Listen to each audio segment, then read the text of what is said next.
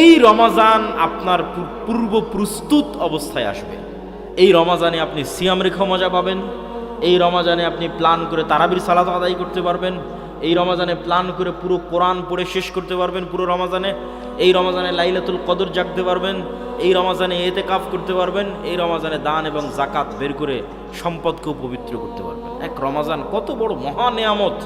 এই নিয়ামতকে মূল্যায়ন করার জন্য প্রস্তুতি 1 মাস আগে থেকেই লাগবে। এই জন্য শাবানে সিয়াম পালন করে ব্রেনকে আগে থেকেই প্রস্তুত করতে হবে। শাবানে সিয়াম পালন করতে রাজি আছেন? সবাই অন্তর থেকে নিয়ত করে শক্তভাবে বলেন যে ইনশাআল্লাহ। আল্লাহ সুবহানাহু ওয়া তাআলা আমাদের কবুল করুক, বলেন আল্লাহুম্মা আমিন। একদিন যে সিয়াম পালন করলে আল্লাহর সন্তুষ্টির জন্য আল্লাহ তার চেহারাকে দূরে সরিয়ে দিবে, কোন রিওয়ায়াতে 70, কোন রিওয়ায়াতে 100, কোন রিওয়ায়াতে আসমান এবং জমিনের দূরত্ব পরিমাণ জাহান্নাম থেকে। আল্লাহু আকবার। সকল নেকির, সকল ইবাদতের নেকি পূর্ব নির্ধারিত, সিয়ামের নেকি পূর্ব নির্ধারিত নয়। আল্লাহ বলছেন আস-সাওমু লি ওয়া আনা আজজি বিহি। সিয়াম যেহেতু আমার জন্য খাস, এর নেকিও আমিই দিব। আল্লাহু আকবার। প্রত্যেকটা ইবাদতকারীর জন্য বিশেষ সম্মানার্থে দরজা থাকবে জান্নাতে। একজন মাত্র ব্যক্তি যাকে সকল দরজা থেকে ডাকা হবে তিনি আবু বকর রাদিয়াল্লাহু তাআলা আনহু। আল্লাহু আকবার। সিয়াম পালনকারীর দরজার নাম আর রায়্যান। এটা সিয়াম পালনকারীর সম্মান, বিশেষ মর্যাদা। তার জন্য একটা আলাদা দরজা তৈরি করা হয়েছে, প্রোটোকল, বিশেষ প্রোটোকল। জান্নাতে একটা আলাদা দরজা তৈরি করা হয়েছে, যেই দরজা দিয়ে সিয়াম পালনকারীদের ডাকা হবে, বিশেষ প্রোটোকল। বাইতুল্লাহর নিসবাত আল্লাহর দিকে, কাবার নিসবাত আল্লাহর দিকে। কাবা ঘরের মধ্যে কি আল্লাহ সুবহানাহু ওয়া তাআলা থাকেন? সত্তাগতভাবে থাকেন? থাকেন না। আল্লাহ সুবহানাহু ওয়া তাআলা আছেন 7 আসমানের উপরে, আরশের উপরে। তাহলে কেন বলা হয় কাবা আল্লাহর ঘর?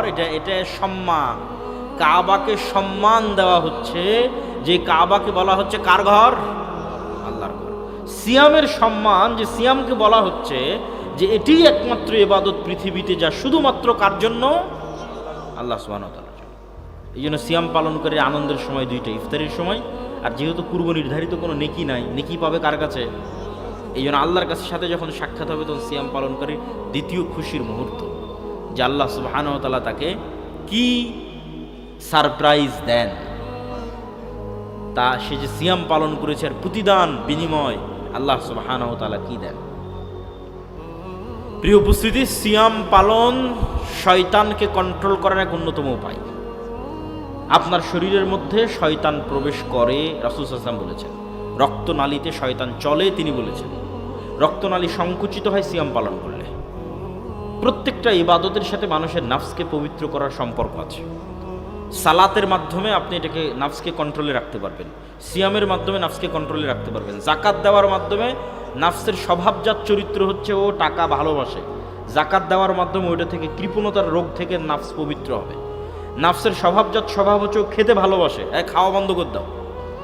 খাওয়া বন্ধ করে দেওয়ার মাধ্যমে আপনি তাকে কন্ট্রোল করতে পারবেন যে না, তুমি খাবার থেকে বিরত থাকো। এই প্র্যাকটিসের মাধ্যমে তুমি গুনাহ থেকে বিরত থাকার প্র্যাকটিস অর্জন করো। নাফস ভালোবাসা অলসতায় কাটিয়ে দিতে, কিছু করবে না, সারাদিন শুয়ে বসে কাটিয়ে দিতে বলে না, একে বাধ্য করো 5 ওয়াক্ত সালাত আদায় করতে।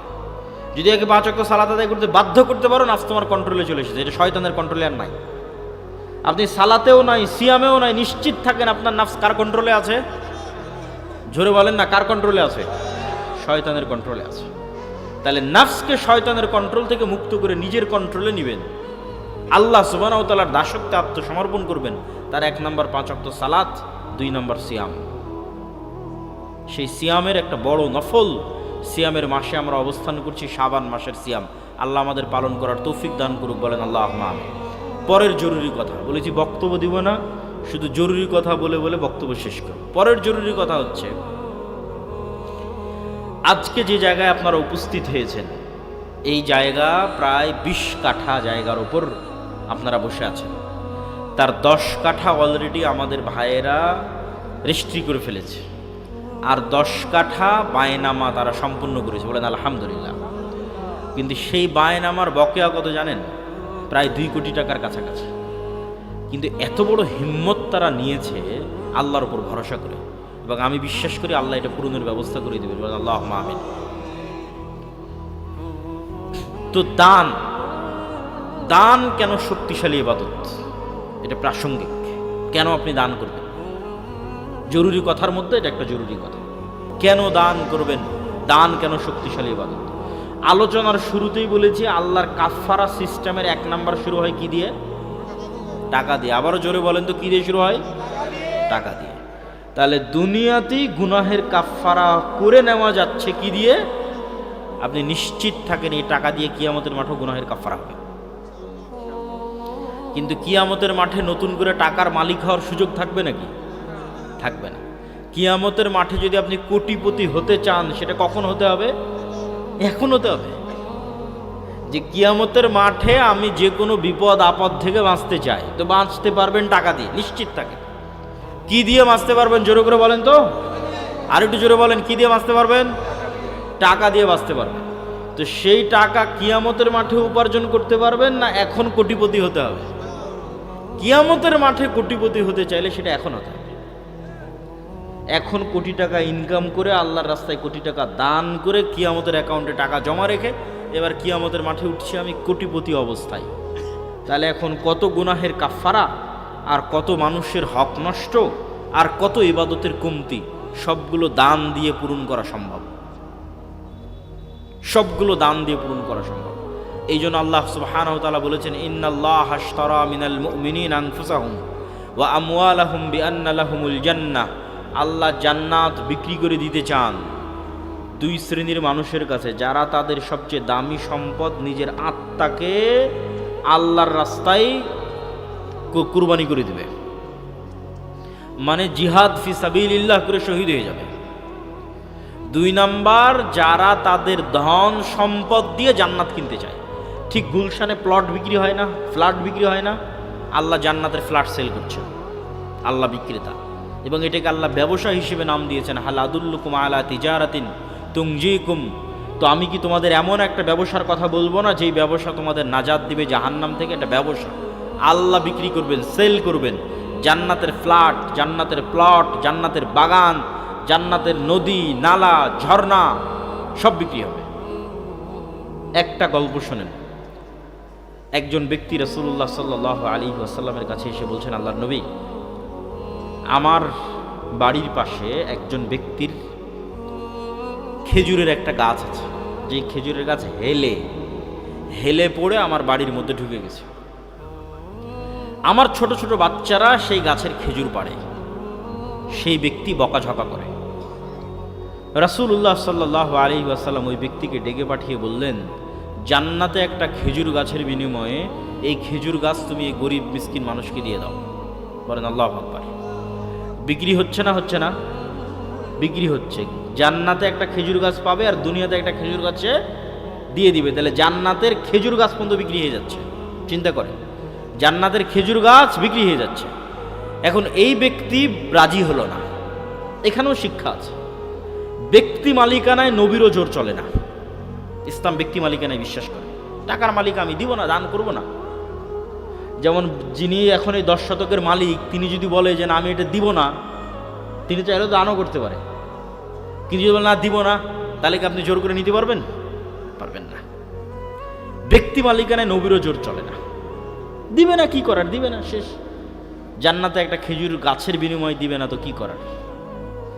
এখন আবু দাহদা নামে একজন সাহাবীর কানে কথা গেছে, ওনার লোভ তৈরি হয়ে গেছে। জান্নাতে একটা খেজুর গাছ, আমার নামে কনফার্ম, নিশ্চিত।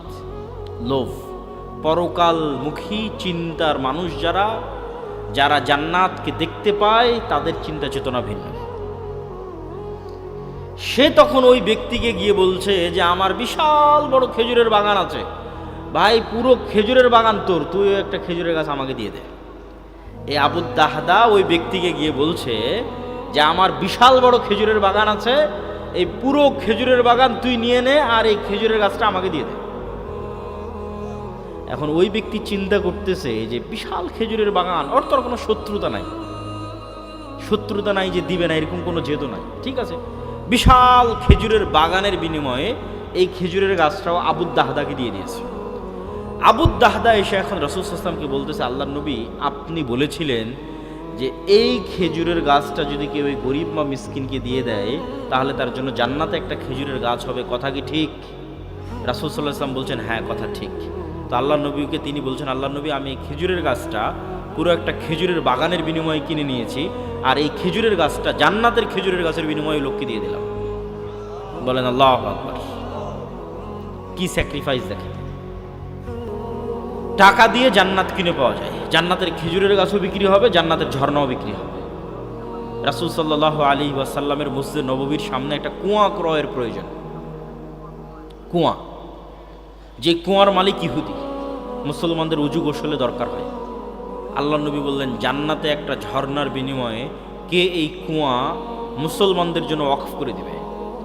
উসমান ইবনে আফফান বললেন, আল্লাহ নবী, জান্নাতে একটা ঝর্ণার বিনিময়ে আমি এই কুয়া কিনে আল্লাহর রাস্তায় ওয়াকফ করে দিলাম। আল্লাহু আকবার। সে উসমান বিন আফফানের সম্পদ এখনো আছে। উসমান বিন আফফানের নামে ব্যাংক অ্যাকাউন্ট আছে, উসমান বিন আফফানের নামে খেজুরের বাগান আছে, উসমান বিন আফফানের নামে অসংখ্য হোটেল আছে মসজিদে নববী এবং মক্কার হারামের পাশে।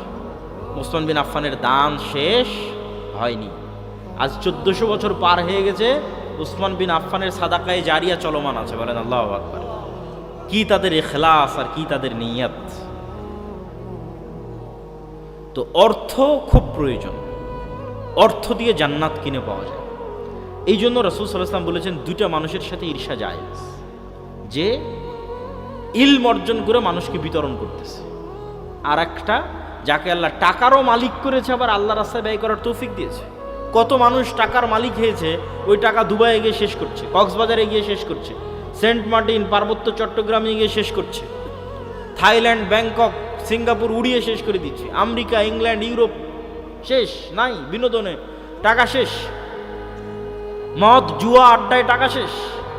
কয়জন লাখপতি কোটিপতিকে আল্লাহ এই তৌফিক দিয়েছে যে তার ওই কোটি টাকা লাখো টাকা আল্লাহর রাস্তায় ব্যয় করার সুযোগ দিয়েছে। আল্লাহু আকবার।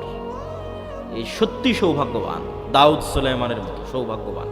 দাউদ সুলাইমান যেমন সৌভাগ্যবান, কোটি টাকার মালিক, কিন্তু সেই টাকা ব্যয় হবে আল্লাহর রাস্তায়। উসমান ইবনে আফফানের মতো সৌভাগ্যবান, কোটিপতি, কিন্তু ব্যয় হবে আল্লাহর রাস্তায়, বিনোদনে নয়, আরাম আয়েশে নয়। এর চাইতে সৌভাগ্যবান পৃথিবীতে কেউ নেই। এই জন্য টাকা উপার্জন করতে হবে এবং টাকা উপার্জন করে আল্লাহর রাস্তায় দান করতে হবে। মুসলমানেরা ব্যবসায়ী জাতি, বিজনেসম্যান কওম। তাদেরকে চাকুরিজীবী বানিয়েছে ইউরোপিয়ানরা। ব্যবসা না করলে দান করতে পারবেন না। কেন কৃষিকাজকে আল্লাহ অপছন্দ করেছে? কৃষিকাজের নাম কাফের, শাইখ বলে গেলেন। মাটিতে বীজ লুকিয়ে রাখে, আর যে কাফের সে ঈমান লুকিয়ে রাখে, আর ওই কাফের কৃষক মাটিতে বীজ লুকিয়ে রাখে। কৃষি কাজ করে দান করা কঠিন আছে। দান করতে হলে ব্যবসায়ী করতে হবে। যেন রাসূলুল্লাহ সাল্লাল্লাহু আলাইহি ওয়াসাল্লাম বলেছেন, আত-তাজির আস-সাদুক আল-আমিন, সত্যবাদী আমানতদার ব্যবসায়ী কিয়ামতের মাঠে নবী রাসূলদের সাথে থাকবে। কত বড় ফজিলত! সত্যবাদী আমানতদার ব্যবসায়ী কিয়ামতের মাঠে কাদের সাথে থাকবে? নবী রাসূলদের সাথে থাকবে। এই জন্য ব্যবসা করে টাকা উপার্জন করে আল্লাহর রাস্তায় দান করতেই হবে। একটা টাকাও যদি হালাল উপায়ে ইনকাম করা যায়, ওটা আল্লাহর দয়া, রহমত। বস্তুবাদী চিন্তাধারায় আপনি একটা টাকা উপার্জন করবেন, এটা শুধু ওই টাকাটাই উপার্জন করছেন, যে আমার 500 টাকা দরকার, এটা বস্তুবাদী চিন্তাধারা। আর ইসলামে আমি 500 টাকা উপার্জন করতে যাচ্ছি না, আমি আল্লাহর দয়া, আল্লাহর রহমত উপার্জন করতে যাচ্ছি। এই কনসেপ্টে আগাতে হবে। থাকবেন অল্পে তুষ্ট, কিন্তু ইনকাম করতে হবে সর্বোচ্চ আল্লাহর রাস্তায় দান করার জন্য। অল্পে তুষ্ট মানে বিলাসী নয়, অপচয়কারী নয়। যেটা আমি আমার আর এক বক্তব্যে বলেছি, ধনী হতে চাইলে বিলাসী অপচয় করা যাবে না। পোর ড্যাড এবং রিচ ড্যাড বইয়ের লেখক এটাই বলেছেন, যে রিচ মাইন্ড সেট আপ আর পোর মাইন্ড সেট আপ কি। দিলাম 50 লক্ষ টাকা আজকে আপনাদের সবাইকে। গরিবকে, যে 50 লক্ষ টাকা নিয়ে গিয়ে মনে করবে যে আমি একটা দামি 3 পিস নিব, দামি পাঞ্জাবি নিব, দামি জুতা নিব, দামি গাড়ি নিব, এ গরিব, আজীবন গরিব থাকবে। আর যে 50 লক্ষ টাকা নিয়ে গিয়ে বলবে যে আমার ছেঁড়া পাঞ্জাবি আছে, পাঞ্জাবি ছেঁড়াই থাক, আমার জুতা ময়লা আছে, ময়লাই থাক, এই 50 লক্ষ টাকা এমন জায়গায় ইনভেস্ট করব যেখান থেকে আবার টাকা ইনকাম হবে। এখন যে নিয়ে গিয়ে গাড়ি কিনলো, গাড়িতে তো তেল খরচ হবে, টাকার খরচ তো আরও বেড়ে গেল। আর যে 50 লক্ষ টাকা নিয়ে গিয়ে এমন জায়গায় ইনভেস্ট করলো যেখান থেকে টাকা বের হবে, ধনী কোনো না কোনো দিন ধনী হবেই। সিয়াম খুবই গুরুত্বপূর্ণ এবং ব্যতিক্রম একটি ইবাদত। শায়েখ যেমন আপনাদের সামনে শোনাচ্ছিলেন, কুফুরি, কাফারা চমৎকার আলোচনা করছিলেন। তো আল্লাহর কাফারা সিস্টেমের মধ্যে একটা বড় ব্যবস্থাপনা সিয়াম, কাফারা সিস্টেম। আল্লাহ কাফারার যে সিস্টেম দিয়েছে, যে ইমাম সাহেব বলবে যে তোমার পিতার এত ওয়াক্ত সালাত মিস গেছে, তুমি এত টাকা কাফারা দাও, আসলে কিন্তু আল্লাহর কাফারা সিস্টেমে টাকা আছে। ইমাম সাহেব এমনি এমনি বের করেনি, মেড ইন বাংলাদেশ, কিন্তু কোনো লজিক এবং যুক্তি দিয়ে বের করেছে। এখানে আল্লাহর কাফারা সিস্টেমে টাকা আছে। আল্লাহর বেশিরভাগ কাফারা সিস্টেমে বলা আছে গোলাম আজাদ করো, বলা আছে মিসকিন খাওয়াও, কোনো গুনাহের কাফারায় বলা আছে 10 জন মিসকিন খাওয়াও, কোনো গুনাহের কাফারায় বলা আছে 60 জন মিসকিন খাওয়াও। তো মিসকিন খাওয়াতেও টাকা লাগবে, গোলাম আজাদ করতেও টাকা লাগবে। আল্লাহর কাফারা সিস্টেমে যখন টাকা শেষ হয়ে গেছে তখন সিয়াম, যে কেউ যদি টাকা দিয়ে কাফারা আদায় না করতে পারে তাহলে গুনাহের কাফারাতে কি দেওয়া আছে বলেন তো? সিয়াম দেওয়া আছে। যে কোনো গুনাহ আপনি উঠাতে পারেন, সেটা রমজানে দিনের বেলা স্ত্রীর কাছে যাওয়া হোক, সেটা আপনার হচ্ছে ওয়াদা বা শপথ ভঙ্গের, কসম ভঙ্গের কাফারা হোক, সেটা হজের মধ্যে কোনো ভুল ত্রুটির কাফারা হোক। কাফারা শুরু টাকা দিয়ে, শেষ সিয়াম দিয়ে। তাহলে কাফারা সিস্টেমের একটা বড় অংশ কি বলেন তো? সিয়াম। তাহলে গুনাহ মাফের একটা বড় মাধ্যম কি? সিয়াম। গুনাহ মাফ হওয়ার একটা বড় মাধ্যম সিয়াম। সিয়াম মানে শুধু পেটের সিয়াম, লজ্জাস্থানের সিয়াম নয়। ইন্নী নাযারতু লির-রহমানি সাওমা ফালান উকাল্লিমাল ইয়াওমা ইনসিয়্যা। মারিয়াম আলাইহিস সালাতু ওয়াস সালাম বলছেন, আমি আজকে সিয়াম আছি তাই তোমাদের সাথে কথা বলবো না। সিয়াম আছি তাই কথা বলবো না। ইন্নী নাযারতু লির-রহমানি সাওমা, আল্লাহর নামে আল নজর নেওয়াজ মানত করেছি সিয়ামের, ফালান উকাল্লিমাল ইয়াওমা, তাই আজকে কথা বলবো না ইনসিয়্যা, কোনো মানুষের সাথে। সিয়াম রাখলে মানুষের সাথে কথা বলা যাবে না, এটা আবার কেমন কথা? তাহলে সিয়াম মানে কি এটা আমরা এখনো বুঝতে পারিনি। সিয়াম মানে শুধু পেটের সিয়াম নয়, সিয়াম মানে জিহ্বার সিয়াম, সিয়াম মানে কানের সিয়াম, সিয়াম মানে চোখের সিয়াম, সিয়াম মানে পুরো অঙ্গ প্রত্যঙ্গের সবগুলোর সিয়াম। এগুলোকে বিরত রাখা গুনাহ থেকে। চোখ দিয়ে অশ্লীল দৃশ্য দেখা মানে এটা প্রকৃত সিয়াম নয়। কান দিয়ে অশ্লীল গান শোনা মানে এটা প্রকৃত সিয়াম নয়। ঠিক তেমনি আমি মুখ দিয়ে অশ্লীল কথা বলছি, এটা প্রকৃত সিয়াম নয়। নিশ্চিত থাকেন, যার কান গানের আওয়াজকে পছন্দ করে, তার কান কোরআনের আওয়াজকে পছন্দ করবে না। খুব ভয়ঙ্কর রোগ এবং ব্যাধি। মানুষের অন্তরে যেই রাস্তা দিয়ে শয়তান হামলা করে, এই রাস্তাগুলোর একটা জিহ্বা, এই রাস্তাগুলোর একটা কান, এই রাস্তাগুলোর একটা চোখ, এগুলো দিয়ে শয়তান হামলা করে। এগুলো বর্ডার, ঢোকার রাস্তা, আক্রমণের রাস্তা। তাহলে যেই কান গান শুনতে ভালোবাসে, মৃত্যুর সময় ওই কানকে যদি বলা হয় বলো লা ইলাহা ইল্লাল্লাহ, ও লা ইলাহা ইল্লাল্লাহ বলতে ওর অন্তর থেকে ঘৃণা আসবে, নাক সিটকাবে। আর যদি ওই কানের পাশে কোনো একটা গান বাজিয়ে দেন, দেখবেন মরাল আশাও জীবিত হয়ে গেছে, খুশিতে আনন্দে। কেননা পুরো জীবন ওর নেশা ছিল কিসে বলেন? কিসে ছিল? গানের আওয়াজ। খুব ভয়ঙ্কর। তাহলে যতক্ষণ এগুলো সবগুলো সিয়াম না থাকছে, ততক্ষণ এটা প্রকৃত বাস্তব সিয়াম হচ্ছে না। এই জন্য মারিয়াম আলাইহিস সালাতু ওয়াস সালাম জিহ্বার সিয়াম, কথা হবে না। জাকারিয়া আলাইহিস সালাতু ওয়াস সালামকে 3 দিনের সিয়াম দেওয়া আছে, জিহ্বা বন্ধ। আয়াতুহা আল্লা তুকাল্লিমান নাসা সালাসাতা আইয়াম, 3 দিন কথা হবে না। আর এই 3 দিন কি হবে? আল্লাহর জিকির হবে। যে অস্ত্র দিয়ে সবচেয়ে দ্রুত জাহান্নামে নেওয়া যায়, যে অস্ত্র দিয়ে সবচেয়ে দ্রুত জান্নাতে যাওয়া যায়। আজকে শয়তান যদি আপনাকে বলে অমুককে হত্যা কর, অমুকের সাথে জেনা কর, অনেক সময় লাগবে। এই প্ল্যান করে বাস্তবায়ন করতে অনেক সময় লাগবে। আর ওই প্ল্যানের মধ্যে 10,000 বার আপনি প্ল্যান ক্যান্সেল করার চিন্তা করবেন। কিন্তু এই যে নির্বাচন চলতেছে, অমুক নেতার দুর্নাম, তুমুক নেতাকে গালি, এগুলো দিতে কখনো 1বার 2বার ভাবা লাগে, চিন্তা করা লাগে? কথা বলে না যে চিন্তা করা লাগে? লাগে না। শয়তান আদেশ দিচ্ছে, বাটন চাপতেছে আর আপনি বলতেছেন। এই জন্য মাসিক আল ইতিসামে এই মাসের সম্পাদকীয় নির্বাচন কেন্দ্রিক যত গুনাহ। এবারে সম্পাদকীয় নাম কি বলেন? বলেন না যে নির্বাচন কেন্দ্রিক যত গুনাহ। মানে এক নির্বাচনে কত গুনাহ মানুষ করে জাহান্নামে যাওয়ার। এক নির্বাচন কত মানুষকে জাহান্নামে নিয়ে যেতে পারে। তার মধ্যে সবচেয়ে বড় গুনাহ হবে কিসের? জিহ্বার গুনাহ। কেন? গীবত, তোহমত, অপবাদ, পরনিন্দা এগুলো না করলে এই গণতান্ত্রিক রাজনীতি আপনি করতেই পারবেন না, চালাতেই পারবেন না। তাহলে সামনে রমজান মাস আর এখন শাবান মাস, সিয়াম পালন করতে হবে। তাহলে সিয়াম পালনে পেট সিয়াম পালন করবে, লজ্জা স্থান পালন করবে, তার পাশাপাশি কে করবে? 1 নম্বরে জিহ্বা। আর নির্বাচন, এই আলোচনার মধ্যে যদি থাকেন তো এই সিয়াম আপনি পালনই করতে পারবেন না, শেষ। জিহ্বার সিয়াম শেষ। তাহলে জিহ্বা থাকবে বন্ধ, আর ওই জিহ্বায় জিকির উচ্চারণ হবে কার? আল্লাহ সুবহানাহু ওয়া তাআলার। জিকির মানে আপনাদের এই অঞ্চলের যে জিকির সেই জিকির নয়। জিকির খুব উপকারী, খুব গুরুত্বপূর্ণ। সকাল সন্ধ্যার জিকির আল্লাহর খুব প্রিয়, কিন্তু জিকির হতে হবে নবীর সুন্নাত অনুযায়ী। শুধু আল্লাহ বলে কোনো জিকির পৃথিবীতে নাই, না কোরআনে না হাদিসে। জিকির হবে অর্থবহ, পূর্ণাঙ্গ। দুটো বাক্য মনে থাকলে হবে। জিকির হবে অর্থবহ, পূর্ণাঙ্গ। যার কোনো অর্থ নাই সেটার ব্যাপারে জিকির। আল্লাহু আকবার, আল্লাহ মহান, এটার অর্থ আছে, এটা পূর্ণাঙ্গ। সুবহান আল্লাহ, মহাপবিত্র মহান আল্লাহ, এটার অর্থ আছে। আলহামদুলিল্লাহ, প্রশংসা আদায় করছে আল্লাহর, এটার অর্থ আছে। লা ইলাহা ইল্লাল্লাহ, এটার অর্থ আছে। কিন্তু শুধু বললাম ইল্লাল্লাহ এর কি অর্থ আছে? শুধু বললাম হু হু এর কি অর্থ আছে? শয়তান যখন দেখে কোনো মানুষকে ইবাদত থেকে বিরত রাখতে পারছে না, তখন ও চিন্তা করে, একে তো ইবাদত থেকে বিরত রাখতে পারলাম না, কি করা যায়, কি করা যায়? চল একে দিয়ে বেদাত করাই। বুঝেননি মনে হয় আমার কথা?